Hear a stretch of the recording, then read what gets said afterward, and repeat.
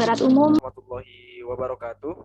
Waalaikumsalam warahmatullahi wabarakatuh. Selamat siang, yang saya hormati Pak Yanto Budi Susanto STMM selaku dosen pembimbing saya dan teman-teman semuanya yang sudah hadir di sini. Terima kasih. Saya akan mempresentasikan hasil dari pekerjaan tugas akhir yang sudah saya lakukan mengenai optimalisasi sistem informasi hak milik atas satuan rumah susun atau HMA SRS dalam upaya implementasi kadaster 3 dimensi. Untuk studi kasusnya adalah Honolulu Tower, apartemen Gold Coast, Pantai Indah Kapuk, Jakarta Utara. Sebelumnya, perkenalkan, saya Muhammad Zofir, NRP 0331174000038. Ini adalah outline pembahasan pada hari ini. Pertama adalah pendahuluan latar belakang dari penelitian ini bahwa kadaster 3 dimensi sudah banyak dikembangkan dalam bidang pertanahan. Mengapa? Karena pemanfaatan lahan yang mulai bergeser dari sebelumnya horizontal dan vertikal. Hal itu dilakukan karena kebutuhan atas tanah, khususnya di kota-kota besar, tidak seimbang dengan ketersediaan tanah yang ada. Sebelumnya sudah ada banyak penelitian terkait dengan sistem informasi kadaster, salah satunya berbasis Android sebagaimana dilakukan oleh Cahyono dan Puadi tahun 2019, serta ada penelitian terkait dengan penggunaan laser scanner untuk pemodelan 3 dimensi yang dilakukan oleh Handayani dan Zakaria pada tahun 2016. Penelitian ini coba mengkolaborasikan antara penelitian terkait dengan yang sudah dilakukan oleh Cahyono dan Fuadi serta Handayani dan Zakaria tahun 2016 dalam penggunaan laser scanner, yaitu adalah untuk pemodelan 3 dimensi dari data point cloud hasil pengukuran terestrial laser scanner yang dilakukan pada Tower Honolulu Apartemen Gold Coast Pantai Indah Kapuk, Jakarta Utara. Kemudian digunakannya geodatabase pada perangkat lunak berbasis sistem informasi geografis untuk membantu menampilkan relation atau link antara data spasial dan data atribut. Kemudian untuk rumusan masalahnya, yang pertama adalah bagaimana cara memvisualisasikan 3 dimensi Tower Honolulu Apartemen Gold Coast Pantai Indah Kapuk dari data point cloud hasil pengukuran TLS. Kemudian bagaimana membuat basis data kepemilikan ruang pada Tower Honolulu Apartemen Gold Coast. Dan yang ketiga, bagaimana membuat aplikasi kadaster 3 dimensi untuk pengoptimalan inventarisasi hak milik atas satuan rumah susun. Kemudian untuk tujuan penelitiannya, yang pertama adalah melakukan visualisasi model 3 dimensi pada Tower Honolulu Apartemen Gold Coast Pantai Indah Kapuk disertai dengan relasi basis data kepemilikannya. Dan yang kedua adalah membuat sistem basis data kepemilikan ruang pada Tower Honolulu. Dan yang ketiga adalah aplikasi yang sifatnya adalah luring seperti itu untuk inventarisasi hak milik atas satuan rumah susun. Untuk metodologi penelitian, lokasi penelitian sebagaimana yang telah saya jelaskan sebelumnya, yaitu ada di Tower Honolulu Apartemen Gold Coast Pantai Indah Kapuk, yaitu di Kamal Muara, Kecamatan Penjaringan, Kota Jakarta Utara, DKI Jakarta. Untuk data yang digunakan, yang pertama adalah data point cloud. Data point cloud hasil pengukuran langsung dengan menggunakan terrestrial laser scanner. Dan yang kedua adalah data atribut Tower Honolulu terkait dengan luas dan kepemilikannya. Namun karena keterbatasan akses untuk mengakses data kepemilikan Tower Honolulu, jadi data yang digunakan adalah data sampel percobaan hanya untuk memastikan bahwa data atribut bisa direlasikan dengan data spasialnya.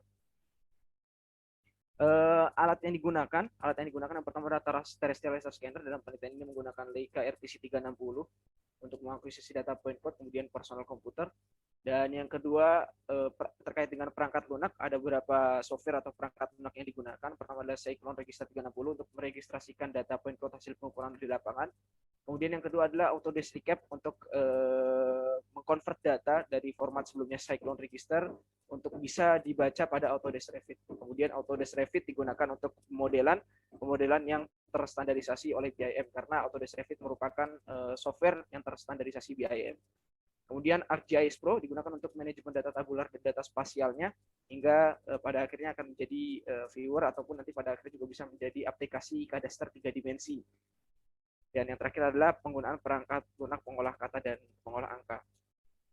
Ini ada diagram alur penelitiannya secara umum, ada 2 segmen. Yang pertama adalah data spasial dari data point cloud gitu ya, kemudian dilakukan georeferensi, filtering dan modeling sehingga termodelkanlah model 3 dimensi dengan standar LOD 3, level of detail 3, di mana nanti yang akan tergambarkan itu sampai kepada relief-reliefnya, tetapi tidak sampai kepada interior bangunannya. Kenapa level of detail 3? Karena level of detail 3 membantu gitu ya, karena sistem yang digunakan pada penelitian ini adalah full 3D kadaster, maka akan menghasilkan volume. Oleh karena itu relief itu sangat menentukan volumenya. Kemudian data atributnya nanti dihasilkan dari data room scheduling pada Autodesk Revit, kemudian nanti pada akhirnya akan dijadikan sebagai geodatabase dan direlasikan dengan data spasialnya. Kemudian pada akhirnya akan menghasilkan viewer ataupun aplikasi kadaster 3 dimensi. Untuk hasil dan pembahasannya, yang pertama adalah hasil pengukuran terrestrial laser scanner. Ini adalah salah satu yang saya ambil sampelnya, di mana pengukuran terrestrial laser scanner hasilnya adalah seperti ini, di mana titik berwarna merah adalah setup, tempat berdiri alat, kemudian antar setup dihubungkan dengan yang namanya link. Link ini bisa diatur sesuai dengan tingkat overlapnya sesuai dengan keinginan kita.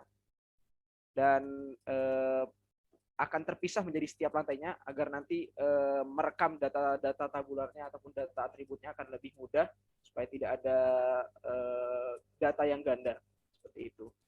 Dan dalam satu lantai biasa disebut dengan bundle, ini adalah model 3 dimensinya, hasil pengukuran kasar dari hasil pengukuran terrestrial laser scanner-nya.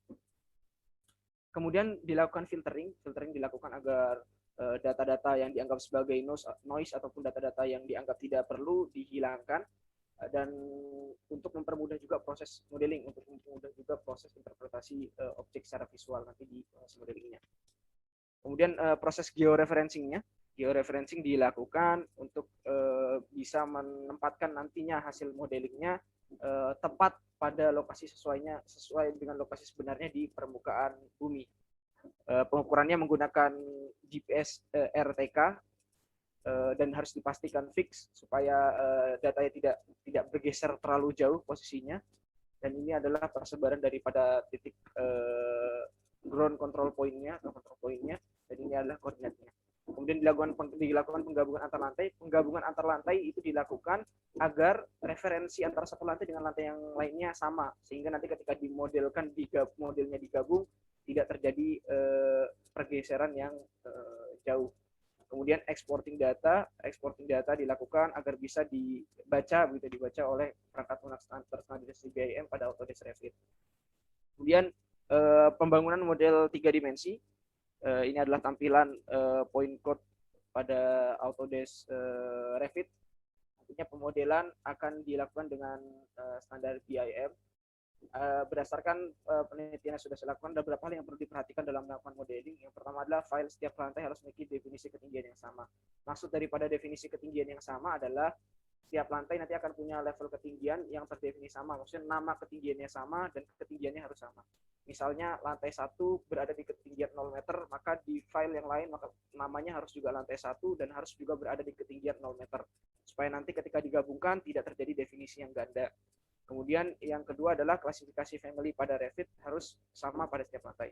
Family yang dimaksud adalah bagian-bagian tertentu, misalnya adalah kolumnya harus sama spesifikasinya, ukuran spesifikasinya harus sama, penamaannya harus sama, dan sebagainya, jenis materialnya harus sama. Begitu juga pada bagian-bagian yang lainnya, seperti misalnya floor, lantai, ataupun misalnya atap, ataupun misalnya wall harus sama, supaya tidak terjadi tumpang tindih ketika nanti digabungkan.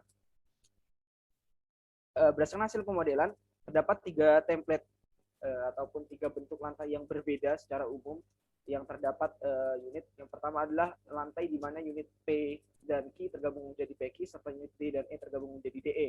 Kemudian adalah lantai di mana unit P dan Q terpisah, serta unit D dan E tergabung menjadi DE. Dan yang ketiga adalah lantai di mana unit P dan Q tergabung menjadi PQ, serta unit D dan E terpisah. Ini saya tampilkan salah satu contohnya. Yang sebelah kiri adalah CAD drawing-nya. CAD drawing-nya yang menunjukkan di lantai yang memiliki unit PQ dan DE. Untuk yang tengah ini adalah unit DE, di mana dalam template yang lain ada yang terpisah, ada yang tergabung dengan bentuk yang lain. Dan ini adalah unit PQ yang di ujung bawah ini. Dan sebelah kanan ini adalah hasil pemodelannya dengan LOD 3. Semua reliefnya tergambar dengan jelas, yang tidak tergambar hanyalah interiornya. Ini adalah hasil penggabungan, saya ambil sampelnya, menggabungkan kurang lebih 4 lantai yang terdapat unit serta lantai parkir dan basement. Berdasarkan hasil pemodelan terdapat pergeseran model yang terjadi karena hal-hal berikut. Yang pertama adalah metode registrasinya adalah cloud to cloud. Pertimbangan menggunakan cloud to cloud sebelumnya adalah karena keterbatasan waktu, sehingga untuk mempercepat prosesnya menggunakan cloud to cloud. Namun ternyata cloud to cloud memungkinkan terjadinya kesalahan interpretasi secara visual, sehingga ketika terjadi penggabungan antara poin cloud satu lantai dengan lantai lainnya bisa saja terjadi pergeseran, bagaimana yang terdapat pada gambar yang ditunjukkan pada slide ini. Kemudian juga terdapat ruang atau unit yang tidak bisa dimodelkan, utamanya pada balkon pada saat berada di lapangan, sehingga beberapa balkon dimodelkan hanya berdasarkan referensi balkon-balkon sebelumnya. Yang itu sebenarnya tidak boleh dilakukan dan itu mempengaruhi volumenya. Tapi setelah dicek dibandingkan antar lantai pada ruang yang sama di lantai yang berbeda, sebenarnya tidak terjadi pergeseran yang jauh luasnya. Saya hanya melakukan pengecekan pada luasnya karena definisi tingginya semuanya sama antara satu lantai dengan lantai yang lainnya, dan secara luas tidak terlalu berbeda jauh, sehingga kemungkinan sehingga bahwa terjadinya perbedaan karena adanya balkon ataupun ruangan yang tidak bisa diakses itu menyebabkan terjadinya pergeseran model antar lantai. Kemudian pengolahan data atribut dilakukan dengan mengkombinasikan antara data room schedule. Data room schedule ini terstandarisasi BIM yang bisa diisi oleh berbagai tabel sesuai dengan keinginan. Contohnya adalah unit, kemudian volumenya, terus fungsinya, dan lain sebagainya. Dan room schedule ini mempunyai kelebihan, dia tidak bisa menerima apabila terdapat kode-kode tertentu yang sudah kita atur itu sama. Misalnya kita men-tag room A, kemudian kita tag lagi room dengan nama A, itu biasanya tidak terbaca dan harus dilakukan dengan nama yang lain. Kemudian digabungkan dengan data yang lainnya sehingga menjadi file CSV dan kemudian dimasukkan ke dalam ArcGIS online untuk bisa direlasikan dengan data spasialnya. Ini adalah viewer aplikasi kadaster 3 dimensi pada ArcGIS Pro.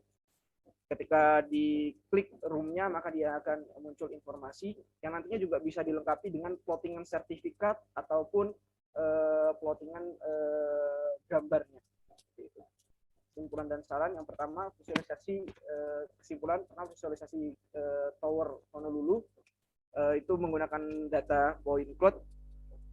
Namun metode registrasi cloud to cloud bisa saja mempengaruhi hasil modeling karena memungkinkan terjadinya kesalahan interpretasi secara visual sehingga bisa menyebabkan terjadinya pergeseran antar lantai.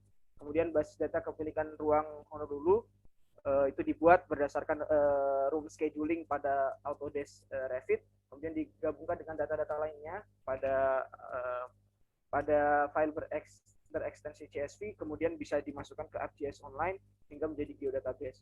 Kemudian penggunaan room schedule pada Autodesk Revit membantu mengurangi kemungkinan adanya data atribut yang ganda karena dengan kode-kode tertentu Autodesk Revit tidak mengizinkan adanya dua room tagging dengan nama yang berbeda, dengan nama yang sama ataupun dengan kode yang sama.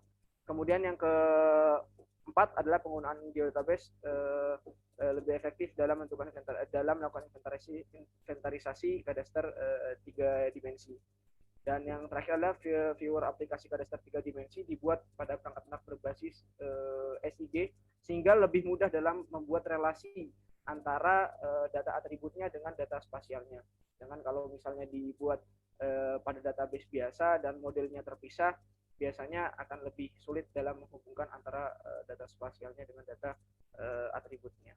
Untuk sarannya, perlu adanya titik bantu dalam proses registrasi cloud to cloud. Minimal ada checkerboard, yaitu adalah sebuah titik, tanda titik yang ditempelkan pada tembok sehingga proses registrasi sangat jelas. Mungkin seperti GCP pada tembok, sehingga ketika menggabungkan antar lantai itu objeknya jelas. Sedangkan kalau cloud to cloud tanpa titik bantu atau misalnya tanpa checkerboard, maka visualisasinya hanya berdasarkan mata saja dan itu bisa memungkinkan terjadinya pergeseran yang cukup besar. Kemudian yang kedua adalah perlu adanya spesifikasi pemodelan 3 dimensi, baik itu standar BIM-nya seperti apa, maupun spesifikasinya saja, supaya model yang dibuat tidak terjadi tumpang tindih dan standar yang ganda. Itu saja dari saya. Terima kasih. Wassalamualaikum warahmatullahi wabarakatuh.